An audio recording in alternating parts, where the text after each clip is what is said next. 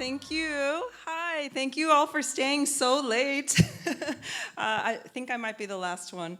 I am a writer and artist. I hate being in the spotlight and speaking, but I feel like I have an important message to share, so I'm challenging myself. I'm just going to put my stuff here. Hopefully won't need it.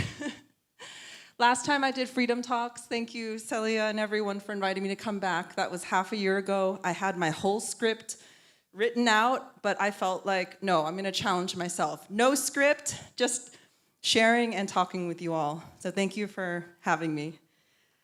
Yes, this is my talk. Freedom from family, forces, and falsehoods. So first, just wanted to share a bit about my story. I am a whole doctor, but don't feel like it. Even though I trained for 14 years and even practiced for 7 years or so. I've grown up as a child who was shy, sensitive, nerdy, as you could see, overweight. I was bullied. I moved almost every year until I was 10. And I actually changed caregivers twice. My mom had me, but my dad was in the US, in China, and she left me when I was only 3 months old with my grandparents. And then my grandparents raised me until I was about 3, but then they couldn't come with me to America. So they actually lied to me to get me on the plane and said, oh, we'll meet you in America. So you can imagine how it felt, because as a child, you don't know better. You think that maybe your caregivers left you because you did something wrong or you're unworthy. So I carried that message and those abandonment wounds for most of my life. Even now, I'm still a messy human, a work in progress, but I'm not letting that stop me anymore from sharing my message, my lessons, my story, to help others.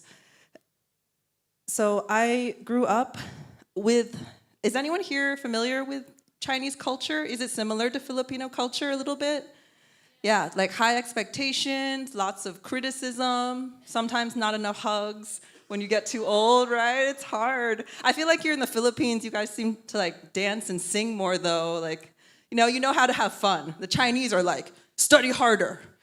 No dating until you're like all done with your school, and then you're like, why are you not married yet? Like, where's the kids? Where's the next milestone check box? All those things. So my parents, bless them, I understand now with so much love and compassion where they were coming from. They grew up in China's worst time in the Cultural Revolution, where they were betrayed by even people they knew. So they felt like they couldn't trust anyone. And then when they went to America, they were underestimated, they were bullied, discriminated, and so they became very closed off and taught me those lessons of life is the battlefield, you have to fight for survival, and they passed those on to me, so I felt like I had to be this perfect child. That pressure did get me far, I guess on the outside. I went to an Ivy League school, Brown University. I went there also for medical school. I was number 2 in my high school, top of the class, all those things. I did everything right on paper, but then I realized, gosh, when you mentioned doctors are suicidal, yeah, I was one of them. And thankfully, I never made an attempt intentionally on my life, but I drove recklessly in the snow to get to work, just hoping for a reasonable excuse to get out of the path I was on that would still leave me intact with my family. Because my mom locked me out when I was 16 for breaking the rule of just coming back a little bit after dark. My dad had to fight her to get the door open again. And she also threatened that I would get kicked out of the family if I didn't become a doctor. It was a lot, and so I grew up feeling like I have to fight just to belong in this family. I had to earn love, I had to earn belonging, acceptance, everything. And then one day I went skydiving, never thinking I ever would, but a friend went, and I was just like, well, I don't really have much fear because I guess the bright side, if anything happened, at least I don't have to do medicine anymore. I was like, yikes, okay, what happened here? That was when I knew I really needed to get help and support and be honest with myself that this just wasn't working for me. From as long as I could remember, I was always drawing. I always dreamed of being an artist. It always brought me so much love, joy to bring joy to others.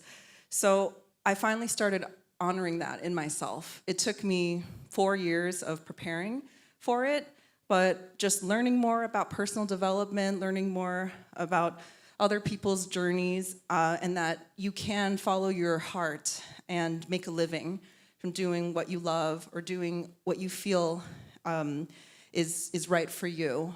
I was raised in an atheist family. I've become spiritual on my own. I truly believe God or the universe, like they blessed us with gifts, each person with our passions, with everything. And if we don't live that out, if we don't live in alignment with it, that's when our health suffers, like it did for me. And lots of people have that regret on their deathbed too. This was the top 5 regrets of the dying that a nurse found from her patients. And many of them just said, I wish I had let myself live the life I truly wanted, not the one that was expected of me by family, by society. And now I went from life in black and white to life in full color. Thank you.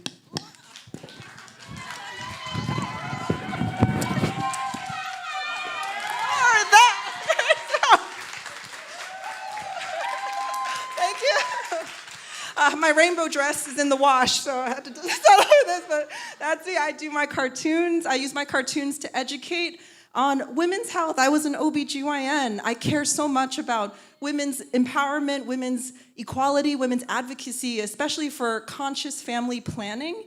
It's like, because I struggled with feeling like an emotional orphan.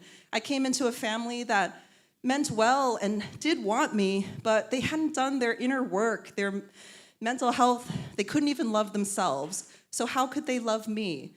And how could they teach me to also love myself? So I believe that every child deserves belonging, unconditional love, and a loving home and family. So that's what's driven me as I found the common thread through all of my work. So I also do life and relationship coaching for couples, for groups. I use humor. I did a stand-up comedy for the first time in Thailand this year about my 5 Asian love languages. It's all on my website. I published a book last year. I mean, I'm just doing everything that I never thought I would do. And I've been living life. It's only been getting better and better. I feel like I'm finally coming out. And sometimes I feel like, someone mentioned this, when you feel like you have too many colors for one label, I feel like that's me too. I'm so multi-passionate, and I always hated that I felt like there was something wrong with me, that I had to shrink myself, to contort myself to try to fit in with others, rather than just saying, it's okay, however you are. And that's what I believe for everyone too. However you are is beautiful, it's perfect. You don't have to hide or change yourself. These graphics, I truly believe the cycle only hurt people pass on that hurt to your children.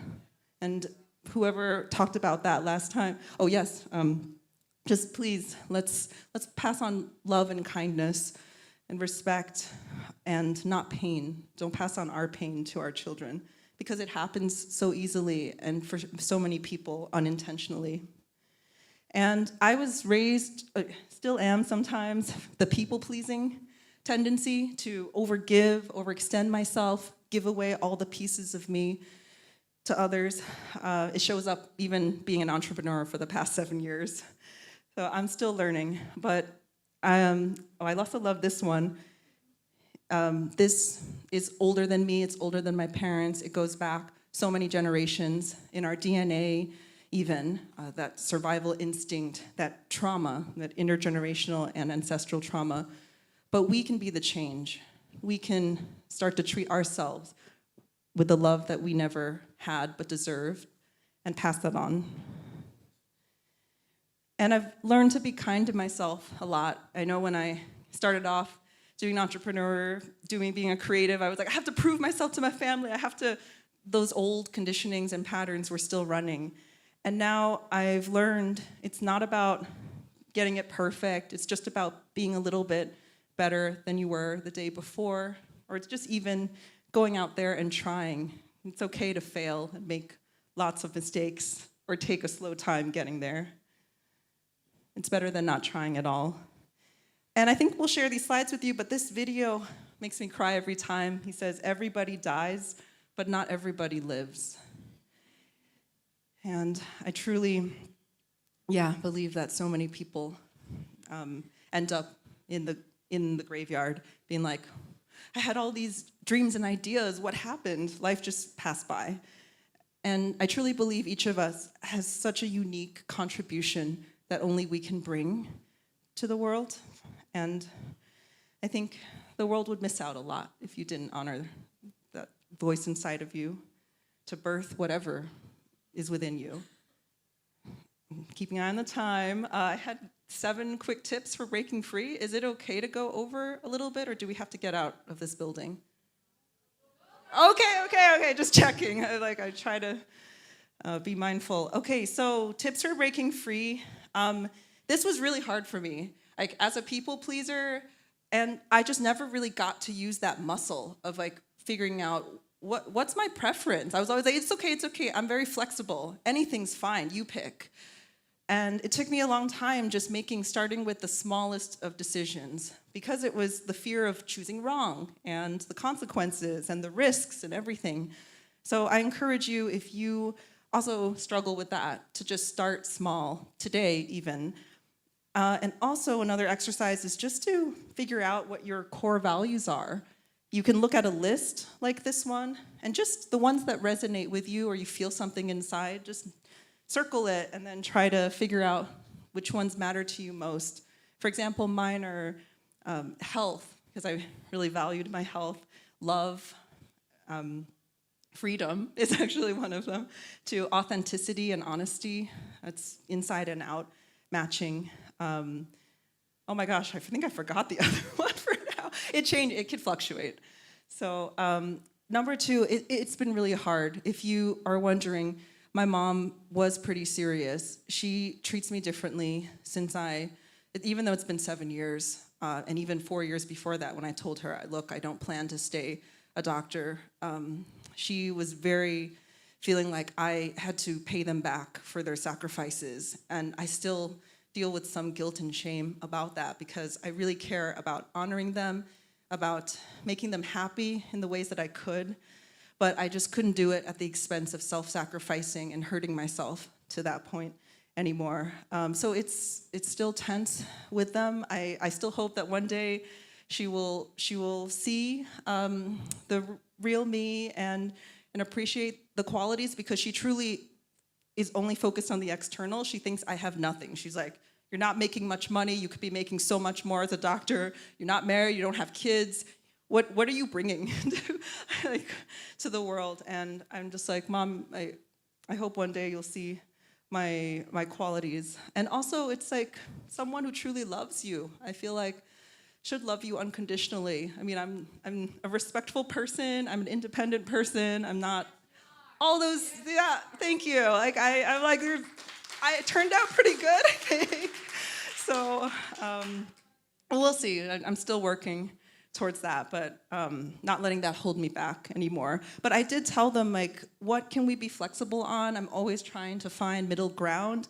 I told them, I know you're just worried about my security. I know you want me to make more money, but we just have different perspectives on it. The components are the same. I want security too, but to me, security means sustainability. For example, when the pandemic, you laid people off. I don't want to be tied to an employer. I want to be able to make money on my own from my skills, from multiple income streams. It's a different world now than the one they lived in before. And my mom can't really understand why I care about strangers. I'm just like, I don't know how to explain that to you. I'm sorry that you have lived with distrust. But I believe we're all interconnected, and even so, how can you not care? And by the way, both my parents are doctors. I was just like, what?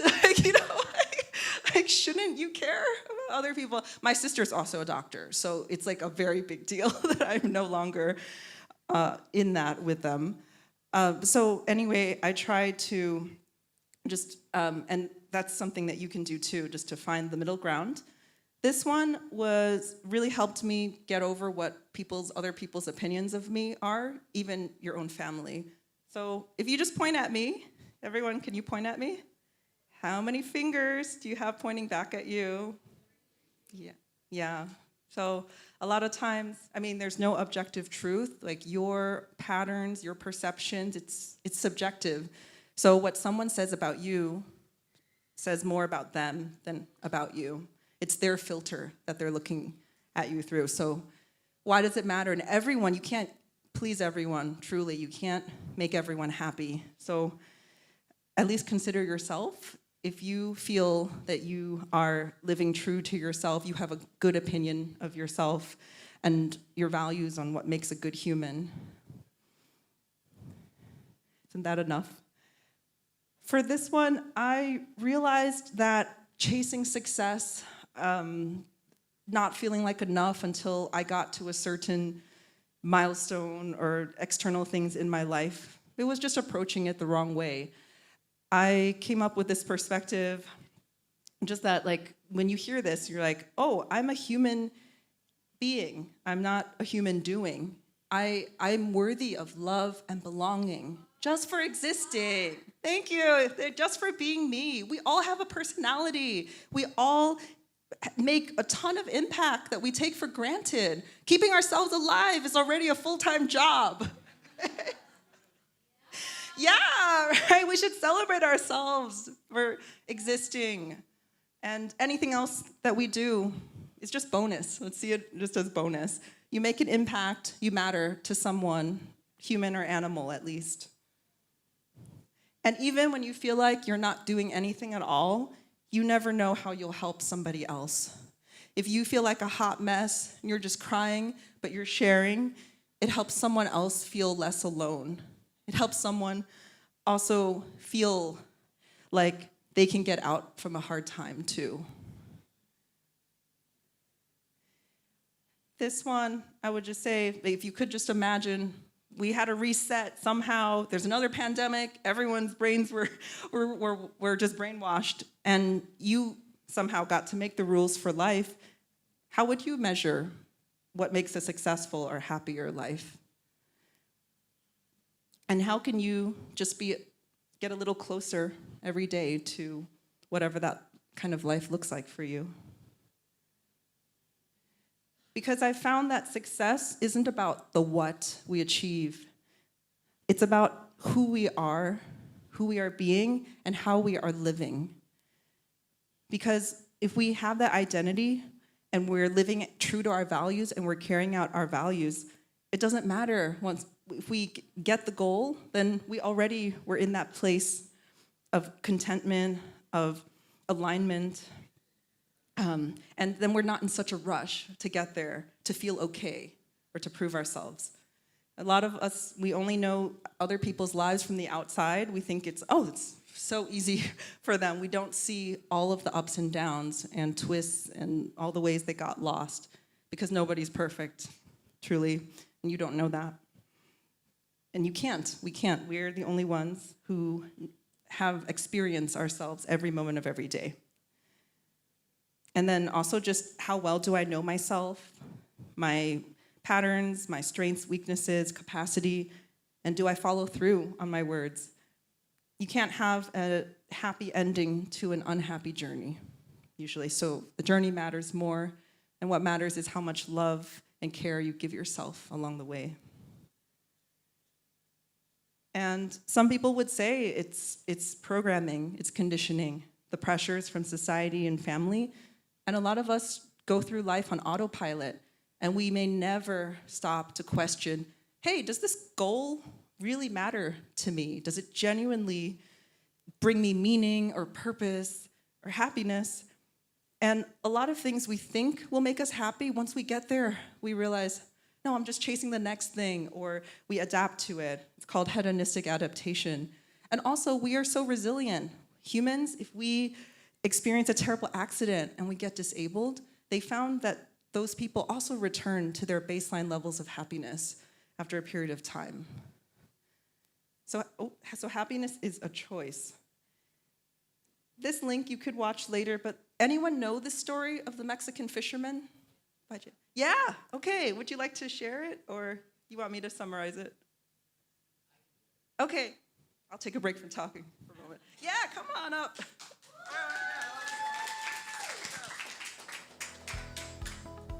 So this rich guy goes to the beach and he sees this Mexican fisherman. He goes, hey man, you could be rich. Why are you being so lazy just being a fisherman? Right? Why don't you go out there and do more of it, get more people to do it, and then build a big business? And then the fisherman goes, what's the point of that? Well, then you'll be rich. And then the guy goes, so what? Then you can do whatever you want. What do you want to do? I want to go fishing. The end. Basically, he's like, I'm already living this great life. Oh, wait, what happened to the slides? Uh-oh. Oh, okay. But yeah, he's like, he's already living his dream life. What the heck? He gets to sleep in, he gets to fish a little, then he gets to spend time with his wife and kids and friends and sing and dance. You have a great life. And I think so many of us can get lost in chasing money or success without asking, and then what after that? How will I use it? How will that change or influence my life? What is it that I really want? And I've found that so many people I've talked to and worked with, what they really want, they value the freedom to spend their time in ways that actually matter to them.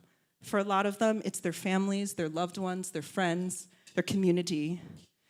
And for a lot of them, it's the freedom to do what they're truly passionate about. We don't know when we're going to die. Wouldn't we want to have spent our life well or doing something that's meaningful to us? 2 more minutes. Okay, so redefining success, please, even if it's different from others and other people may not understand, even if it's your own family, you know yourself, trust yourself. You can only lie to yourself for so long. Trust me, I've been there on both ends of the spectrum. There's truly no one right way to live life, no matter what you're told. And I think one of the best things we can do for ourselves is just figuring out, who am I? What matters to me? What contribution do I want to make? How do I want to spend my limited time here? Because only you know yourself best. And to me, I think that's true success, is just to be able to be fully and exactly who you are. Oh, okay, well this one, whatever your past has been like, whatever even your current circumstances, trying to go forward while being weighed down by that is like trying to drive while looking only in the rearview mirror. You're gonna crash, or you're not gonna get to where you wanna go. And a lot of times it's scary, we can't see the whole path. But what's important is we just take the first step, and then we can see more of the path because we have a higher vantage point at that point. No matter what your past was, I drew this, it's not about bypassing, as a great speaker mentioned earlier. It's about letting these scars be here.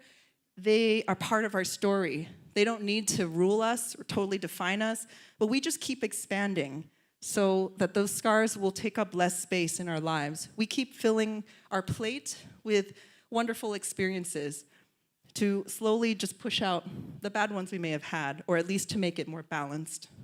For me, I kept trying to fill in the holes, fix things with my family compulsively, but now I've realized I can have corrective experiences. I can have experiences that teach me what it's like to actually be loved for who I am, not for what I do for others. And lastly, please choose your challenges. I invite you, we all know, yes, life always has some challenges, some pain, but which one would you rather have? Would you want to have the pain of working towards what truly matters to you, or the pain of just rolling over, silently giving them up? Because one of my favorite quotes is, life isn't about waiting for the storm to pass. It's about learning to dance in the rain.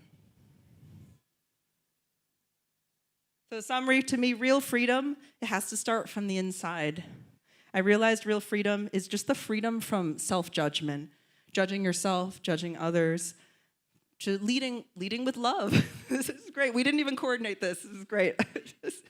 I was painting till 1 a.m. I got in at 4 a.m. to Manila. Yeah, it's like this whole thing. But yeah, freedom to be the real you, to let that real you show, to be that messy human that you are, and to love yourself, forgive, be kind, no matter what.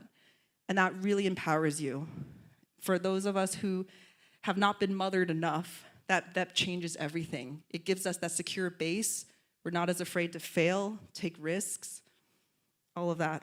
So I'm happy to support you in any way I can. I have a lot of ways.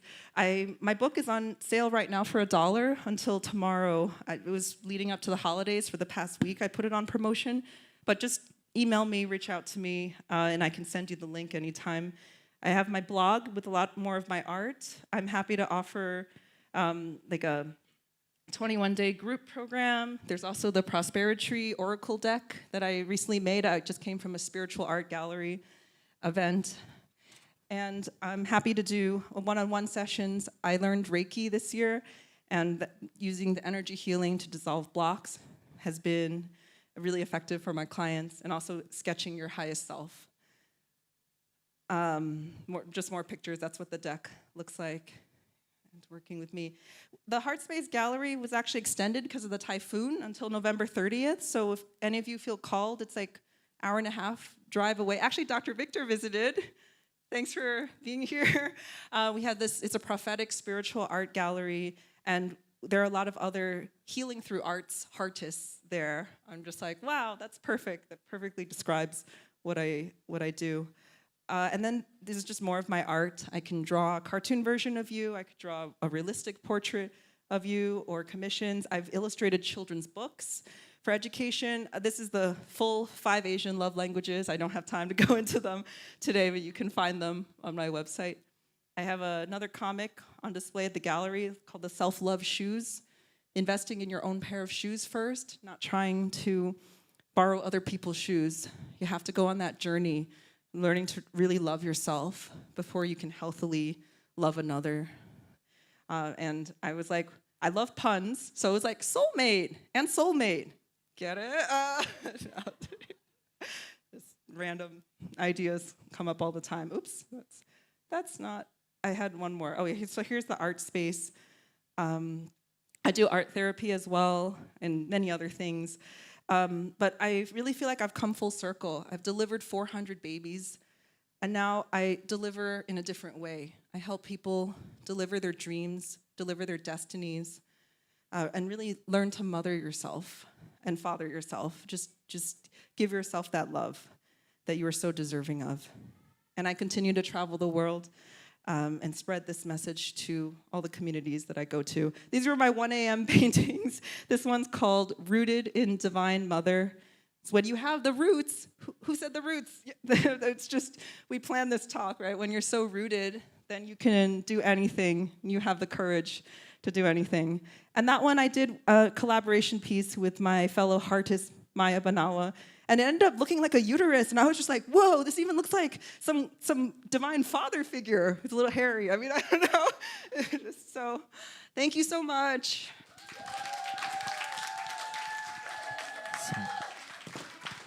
Okay, thank you so much, Dr. Toni, for that wonderful freedom story. And